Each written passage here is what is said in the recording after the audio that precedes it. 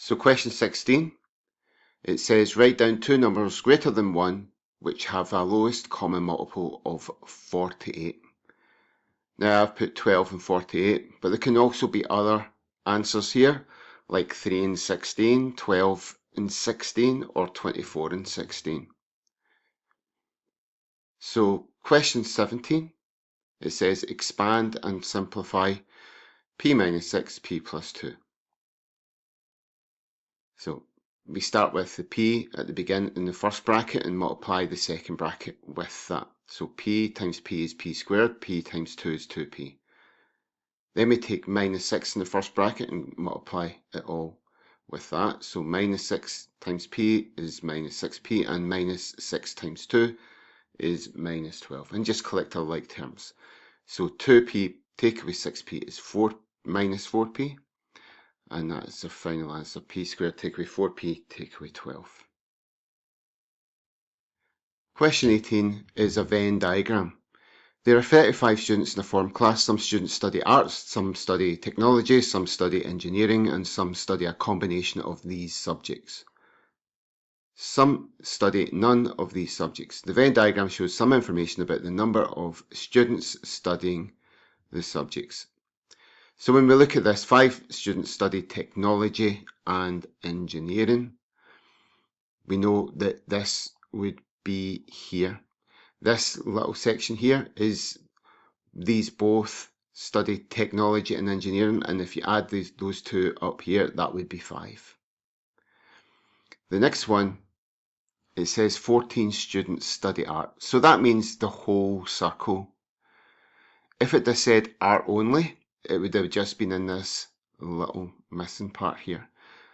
But it's 14 students study art. So everything in that circle of art should add up to 14.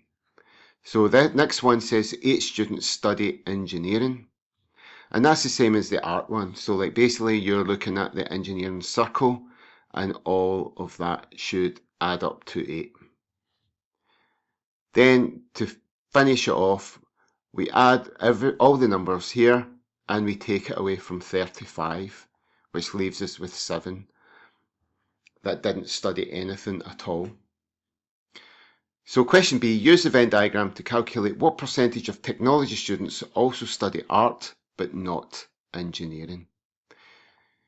So we've got 6 out of 20. 20 is the technology students. So if you add all of the technology students, it should add up to 20.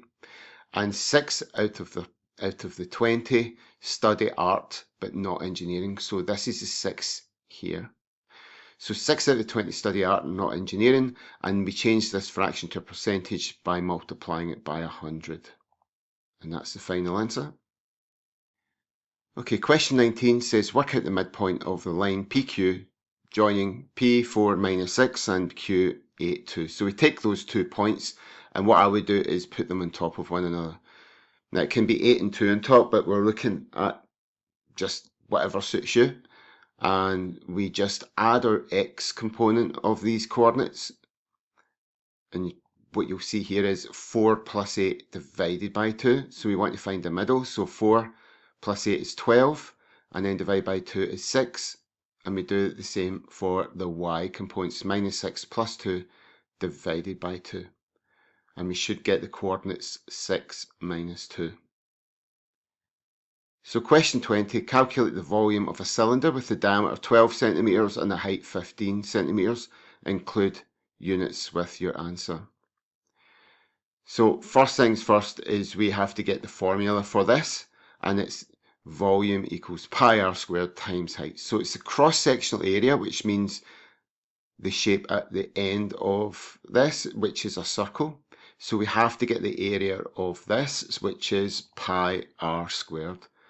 We know the diameter is 12, so the radius would be 6. And we have to multiply this with 15. So when we substitute everything in to the formula, we get this answer once we've put it through our calculator. So question 21 is reverse percentages. So A restaurant bill, including 15% service charge, was £98.90. How much was the service charge? First thing we do is we add 15% to 100%, and that's equal to 115%. So the next thing we do is we equal it to £98.90. Then we find out about 1%, and how we do that is we divide by 115 to 98.90. So £98.90 divided by 115 would be 0.86. And then we find out what 15%. Normally in these questions you're wanting to find out what the original value would be, but in this one they're only asking you what the service charge was, and the service charge was 15%. So we find out what the 15% is by multiplying it with 15. So 0.86 multiplied by 15 is £12.90. Question 22 is algebra. Now we're having to factorise. When it says simplify and you see these things here, you are basically factorising it and putting it into brackets. So the first thing you would do is factorise the top one. This one is not a difference of two squares, so you can see it's going to be a single bracket. We take the x out of it, we factor the x out, and we have x minus 2 inside the bracket. We factorise the quadratic here. We can see that it ends up being x plus 4, x minus 2. And then we can cancel down, or even multiply across. For this one, I've just multiplied across. So you can see that 6 times this one over here is 6x multiplied by x minus 2. And this one here would be 3 multiplied by these two brackets here. And you can see what I've done here is I've cancelled down the x minus 2's there. So the next one is I'm cancelling the numbers here. So you can see 3 and 6 can be cancelled down. That can be divided top and bottom by 3. And you get 2 over 1 there. So next one we just kind of tidy it up and we can see it's 2x over x plus 4. That's what's left there. So question 23, it says write down the equation of the line L shown. So we need, when it says equation of the line, we have to have it in the form of y equals mx plus c. So the first thing you want to find out is the gradient, and you can see that this is rise over run. So pick 2 points on the line, draw a right angle triangle, and you'll see it goes up by 3 and it goes across by 2. So the rise is 3, the run is 2. So it's 3 divided by 2, which is 1.5. And the c part of your equation is where it crosses the y-axis. So if we look up here, you can see it crosses at 6 here. So that's where the c comes from. And we can put it into our equation. Y equals 1.5x plus 6. So question B says write down the equation of any line parallel to L. So what I've done here is I've kept it at 1.5 there. So y equals 1.5x, y equals 1.5x. This is because if it's parallel, the gradients have to be the same.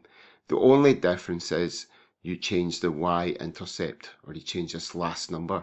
So instead of 6, we can put any number down apart from 6. And I've put down plus 3 for this one.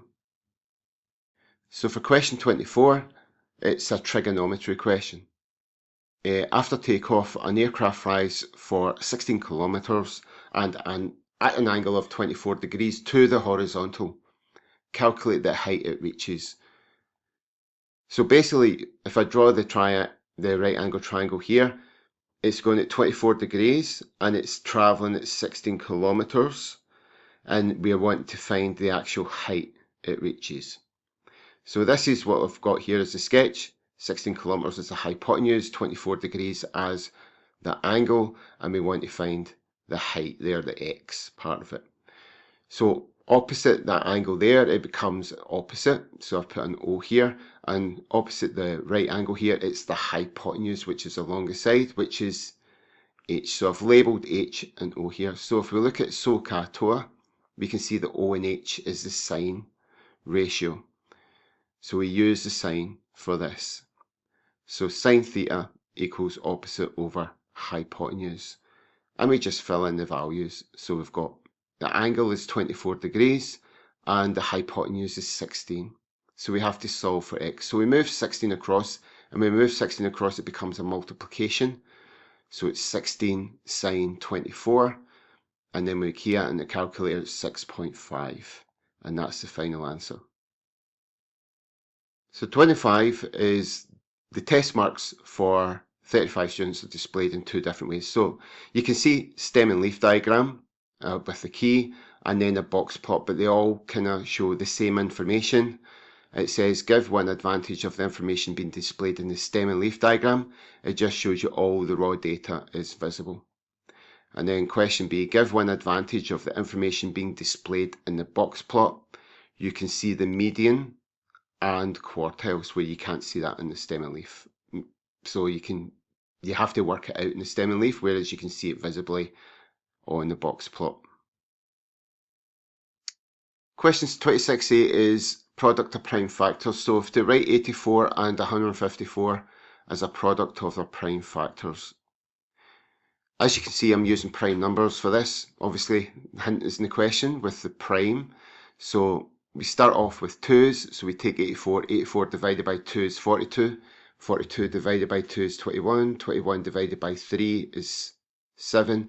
And 7 divided by 7 is 1. Okay, so that's the prime factors on the left-hand side for 84. And you can see it there. 2 times 2 times 3 times 7. So for 154, it's the same principle. Just use your prime factors, start at 2, and then work away through that. So 154 divided by 2 is 77. Next prime number, it can be divided as 7.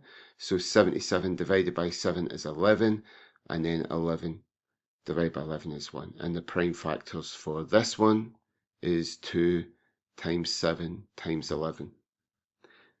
So for question B, it says, hence or otherwise find the highest common factor of 84 and 154. Now there's two different ways that's valid for your GCSEs. You can either do it this way, where you get your factors of 84 and your factors of 154. So what I mean by that is numbers that multiply together to make 84. So 1 times 84, 2 times 42, 3 times, and so on. And the same for 154. And then you look for the highest number that's common between them, and you can see it is 14. So the highest common factor would be 14. Another variation on this is you could use your prime factors. So what I've done with this one is I've just laid them out as they are, and you can see I've seen what's common between two of those prime factors. You can see 2 is common between 84 and 154. So you can see that I bring down 1, 2. This one, 7, is common between them, the two of them, and 7 gets brought down.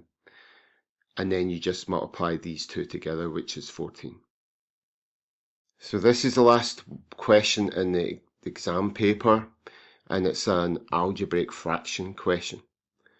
So you have 27 is Rory has X golf balls, Graham has 1 less than Rory, Darren has 1 less than Graham. So basically what I've done is I've just kind of written it out there. So Rory has X golf balls, you can see it there, and Graham is X minus 1. So Graham has 1 less than Rory, so that's, you're taking away 1 from there. And Darren has 1 less than Graham, so you take away 1 from Graham's and you'll have minus 2.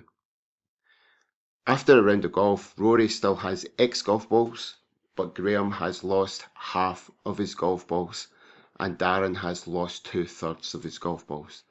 They now have a total of 74 golf balls between them. Set up a linear equation and solve it to find how many golf balls each player now has. So when we look at it, we're adding Rory, Graham and Darren, and it should equal 74, but we're looking at what they now have. So we have X, Rory has X now of golf balls. You can see that Graham has lost half his golf balls. So basically we're taking X minus 1 and dividing it by 2. So it's what he has left. So he has half his golf balls left. And then we have the third one, which it says Darren has lost 2/3. So what he has now is a third of his golf ball. So you're doing x take away 2 divided by 3. We put these all in fraction form. Okay, there's many different ways of doing this. This is just one way of doing it. So next we get a common denominator. So obviously we're adjusting the numerator there. So we multiply the bottom one by 6, and so we multiply the top by 6, so we've got 6x. Multiply the bottom by 3, so we multiply the top by 3. Multiply by 2, multiply the top by 2, and we multiply by 6, so we multiply the top by 6 on that last bit there. So then once we've got the whole equation as a fraction form with a common denominator, we can now cancel the denominators out and work with the top part of the fraction. So I've laid it out here, and then basically expand the brackets. As you can see there, I've expanded the brackets. The next step is basically to collect your like terms. So 6x plus 3x plus 2x is 11x, and minus 3 take away 4 is minus 7, and then we just solve as per normal. So take this minus 7, move it across, it becomes add 7. So we've got 444 add 7, which is 451, and then we've got 451 divided by 11, which is 441. As it says, find out how many golf balls each player now has. So we take these fractions here and work out. We know exactly that Rory has the same number, so that should be 41. We can see that Graham, we put that into this x minus 1 over 2, and you can see 41 take away 1 over 2 is 20, so he has 20 left, and Darren is 41 take away 2 over 3, which is 13 left.